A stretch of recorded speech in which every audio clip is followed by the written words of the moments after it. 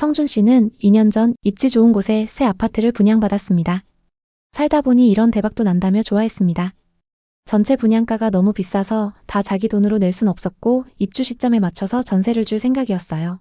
하지만 앞으로 입주하는 아파트에 전세를 주지 못하게 됐습니다. 전세를 주면서 새 아파트를 갖는 게 금지됐기 때문인데요. 곧 입주를 앞두고 있는데 전세 대출까지 막히면서 임차인이 안 구해지고 있습니다. 성준 씨는 당연히 전세를 줄 생각으로 분양받은 건데 저 이제 어떡하죠? 라며 걱정하고 있습니다. 직접 거주하기엔 돈이 부족하고 전세를 주자니 규제로 막아버리고 까딱 잘못하면 분양 계약을 포기해야 할 판입니다. 지금 신축 아파트에서 이런 사례가 계속 발생하고 있는데요. 이 사람들 외에 주택을 한 채만 갖고 있는 사람들도 지금 큰 위기에 처했습니다. 대체 어떤 위기일까요? 6월과 9월 부동산 정책 발표 이후 또 다른 규제 정책이 예고되고 있습니다. 기존에 시행된 정책들이 초강력 규제였음에도 그보다 더 강력한 패키지 대책이 나올 거란 예측이 많습니다. 현재 집값이 여전히 불안정하게 오르내리고 중산층과 서민들 사이에서 집 사는 건 이제 꿈도 못 꿔요. 우린 부자도 아닌데 왜 막나요? 이런 한탄이 쏟아지고 있어요. 오늘 이 영상에서는 이 복잡한 규제 속에서 가장 피해를 입을 사람들이 누구인지 그리고 지금 당장 확인해야 할 부분들은 어떤 게 있는지 차근차근 풀어보겠습니다. 또 제가 직접 목격하거나 들은 실제 사례를 자세히 공유할게요. 이 영상 끝까지 보시고 나면 여러분의 부동산 계획이 달라질지도 몰라요. 먼저 정부 대책의 배경부터 짚어보죠. 올해 초부터 서울 집값이 10% 넘게 치솟았어요. 특히 한강변 지역에서 신고가 거래가 쏟아지며 정부가 더 이상 가만두지 못하고 여러 가지 정책을 내놓은 겁니다. 표면적으로는 주택 공급을 늘리겠다고 표현했어요. 매년 27만 호 착공, 총 135만 호 공급을 목표로 한다고 했죠. 공공택지 개발과 재건축 규제 완화로 일기 신도시를 부활시키겠다는 계획도 포함되어 있습니다. 공급 정책을 보면 부동산 시장이 안정화될 것으로 보입니다. 공급이 늘면 자연스럽게 가격이 안정될 테니까요. 하지만 그 공급이 현실화되기 전에 우리 같은 평범한 사람들이 먼저 위기에 몰릴 수 있습니다. 또 진짜 핵심은 금융 규제입니다. 정부가 투기 수요 억제를 명분으로 대출 기준을 역대급으로 강화했어요. 가계부채가 1,900조 원을 돌파했고 전세 대출만 200조 원에 달했거든요. 이게 부동산 과열의 주범이라고 판단한 거죠. 이번 대책으로 LTV와 DSR을 더 세게 조였습니다. 이민호 씨는 2018년 부동산 투자를 시작했어요. 그 당시 무자본 갭 투자라는 말이 유행했습니다.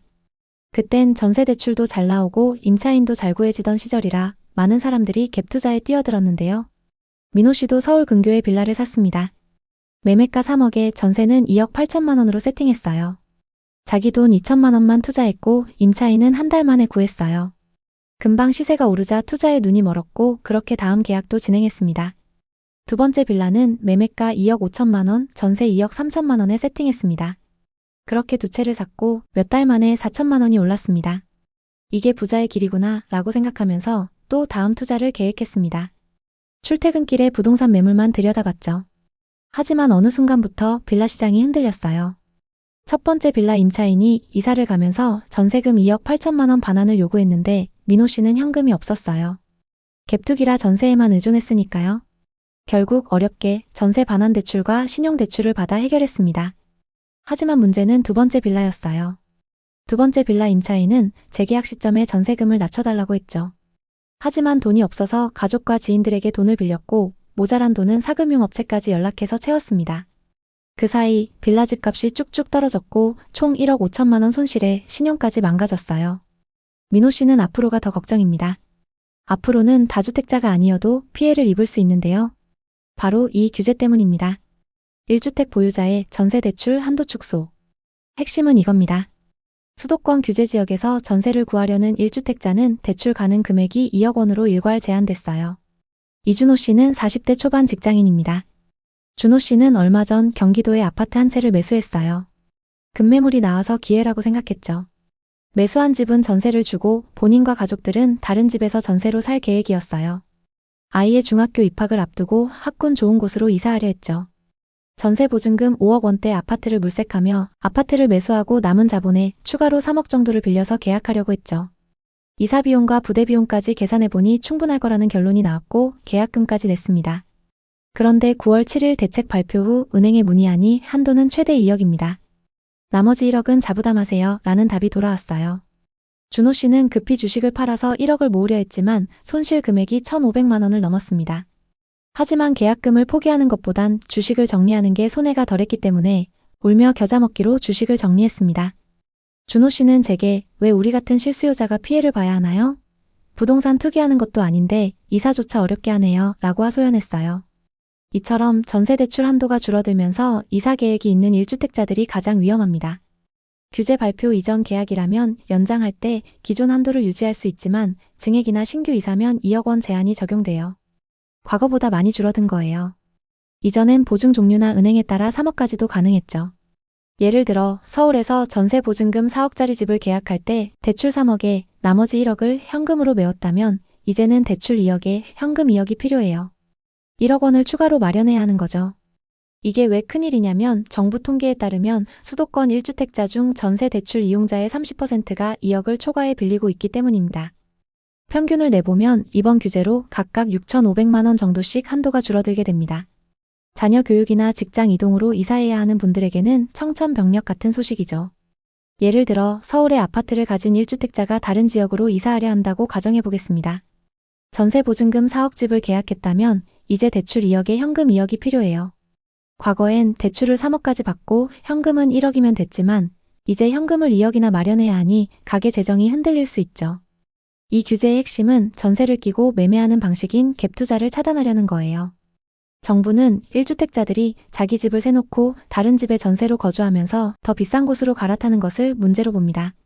자료에 따르면 전세 대출이 2025년 200조 원에 달하는데 이것이 전세와 매매 시세 상승을 부추겼다고 합니다. 그래서 정부가 빚으로 부동산 사는 시대는 끝났다고 선언한 거죠. 이제 두 번째 주요 변화로 넘어가겠습니다. 규제 지역 LTV가 50%에서 40%로 낮아졌어요. 집값 대비 빌릴 수 있는 비율이 10%포인트 줄어든 거예요. 예를 들어 규제 지역의 12억 아파트를 사려면 과거엔 6억 대출에 6억 현금으로 가능했지만 이제 4억 8천만 원 대출에 7억 2천만 원 현금이 필요해요. 1억 2천만 원이 더 들어가는 거죠. 또 6개월 내 입주 의무가 붙었어요. 새 집을 산 후 그 집에 입주하지 않으면 대출을 회수한다고 합니다. 전세를 끼고 집을 사는 갭 투자를 막겠다는 거죠. 왜냐하면 똘똘한 한 채 쏠림으로 고가 주택 가격이 과열됐기 때문이에요. 정부는 이걸로 투기 수요를 차단하려 해요. 더 강력한 건 수도권 규제 지역에서 매매사업자와 임대사업자의 주택담보대출이 완전히 금지됐어요. LTV 0%입니다. 기존 사업자도 9월 8일부터 적용됐어요. 이는 개인 대출을 피하려 사업자 명의로 돈을 빌리던 우회 대출을 막은 조치예요. 상가하고 주택이 섞인 건물도 주택 비중 50% 초과면 담보대출 제한을 받습니다. 김미경 씨는 50대 중반 임대사업자입니다. 미경 씨는 상반기에 경기 성남 분당에 상가주택을 추가로 매입해 사업을 키우려 했어요. 대출 한도 조회까지 마쳤고 보유한 현금으로 매입이 가능하다는 계산이 나왔습니다. 중개인과 협의까지 마쳤죠. 그런데 9월 7일 대책이 시행됐고 사업자 주담대 0% 소식을 듣고 충격받았어요. 은행에서 사업자도 대출 안 됩니다 라고 했고 미경 씨는 거래를 포기해야 할 판입니다. 미경 씨는 임대업이 노후 대비였는데 이제는 다 막아서 할 수 있는 게 없네요. 정부가 사업자를 투기꾼 취급하네요 라며 속상해했어요. 이제 더 깊이 들어가 보죠. 앞으로 주목할 또 다른 점은 투기 과열지구 재지정 움직임이에요. 서울 마포구, 성동구 등이 거론되고 있습니다. 이 지역들이 규제 지역으로 지정되면 대출이 더 엄격히 적용돼요. 게다가 전세대출 보증 비율도 줄었어요. 보증 심사도 강화돼 소유권 이전 조건 대출은 금지됐습니다. 이건 다주택자뿐만 아니라 무주택자에게도 큰 타격이에요. 물론 이미 주택이 있는 사람이 더 심한 규제를 받습니다. 추가로 주택을 사려면 LTV 0%이고 6개월 내 기존 주택을 매각 안 하면 대출이 회수돼요. 정부는 담보대출은 물론 전세대출도 상승을 부추긴다고 봅니다. 그래서 하반기에 DSR을 전세대출과 정책대출까지 확대할 계획이에요. 소득 대비 상환 능력을 따지는데 대출액이 최대 30%까지 줄어들 수 있습니다. 퇴직자나 주부처럼 소득 증빙이 어려운 분들이 가장 큰 피해를 볼 거예요. 박성준 씨는 30대 후반 IT 업계 종사자예요. 성준 씨는 서울에 새 아파트를 분양받았습니다. 로또 당첨이라고 좋아하면서 입주 시점에 전세를 줄 생각이었어요. 하지만 최근 정부의 규제로 전세를 주면서 새 아파트를 소유하는 방법이 차단됐습니다. 곧 입주를 앞두고 있는데 전세 대출까지 막히면서 임차인이 안 구해지고 있습니다. 성준 씨는 당연히 전세를 줄 생각으로 분양받은 건데 저 이제 어떡하죠? 라며 걱정하고 있습니다. 주변에선 부동산은 무조건 오른다 했지만 임차인을 구하지 못해서 계약이 파기될 위기에 놓였습니다. 최근 신축 분양 아파트에서 이런 사례가 많이 발생하고 있습니다. 정부는 왜 이렇게 돈줄을 죄는 걸까요? 바로 가계부채 폭증 때문이에요. 2025년 주택담보대출과 전세대출이 수백조 원으로 매우 심각합니다. 정부는 이게 집값 상승의 원인이라고 보고 있습니다. 그래서 대출 규제부터 시행한 거죠. 게다가 하반기 추가 정책이 예고되어 있습니다. 아직 확정된 건 아니지만 주담대 한도를 6억에서 4억으로 낮출 가능성이 있고 15억 초과 주택 대출 금지도 말이 나오고 있어요. 게다가 소득에 대한 한도도 조정하면 연소득 1억인 사람 기준 한도는 기존 대비 최대 1억 5천만 원까지 줄어들게 됩니다. 정부는 실수요자 보호를 내세우지만 점점 내 집 마련 문턱이 높아질 거예요. 공급 확대는 좋지만 완공까지 오랜 시간이 걸리니 그 사이 시장 불안이 커질 수 있어요. 오늘 내용을 정리해보면 먼저 1주택자 수도권 전세대출 상한이 2억으로 고정됐다는 것입니다. 주택을 소유하고 있는 분들 중 이사를 고민하신다면 반드시 확인해야 할 부분이죠. 또 규제지역 LTV 40% 강화입니다. 규제지역일수록 대출 한도가 적으니 계약 전 반드시 한도를 검토하세요. 그리고 매매 임대사업자 주담대 0%입니다. 만약 상가주택 매수 계획이 있으시다면 주택 비율 체크는 필수입니다. 요즘 부동산 시장이 빠르게 변화하고 있습니다. 하지만 이럴수록 모르면 더 위험해요. 미리 대비하면 피해를 줄일 수 있어요. 오늘 이야기 어떠셨나요? 오늘의 이야기에 공감하셨다면 구독과 좋아요를 눌러주세요. 오늘도 시청해주셔서 감사합니다.